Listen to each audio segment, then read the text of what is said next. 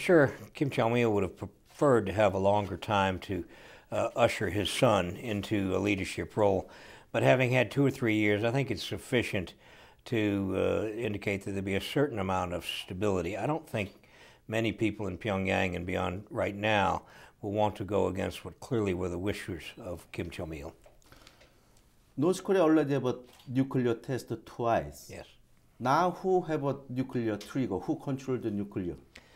Well, I think you'd have to assume the great successor is the one who controls it and controls the decision on it, I would guess.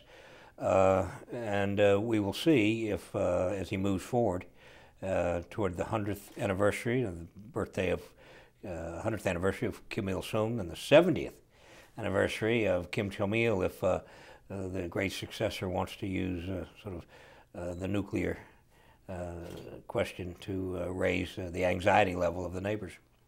My suspicion is that initially the North Koreans will adopt a moderate tone, just like they did after the death of Kim Il-sung in 1994.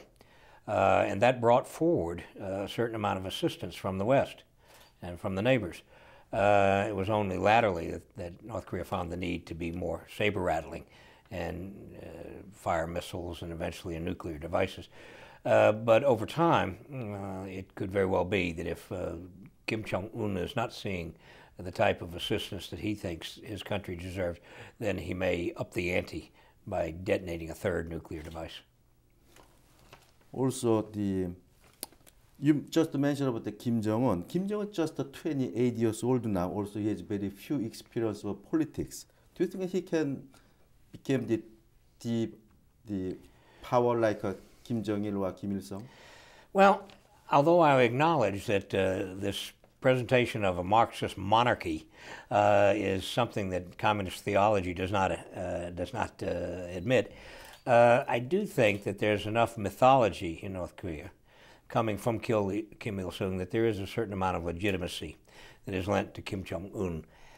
Beyond that, certainly his aunt and his uncle, particularly Chang Sung-taek, is a man who's very familiar with the politics of North Korea and has been both purged and unpurged in North Korea, and I think he will be a great guiding factor for the great successor.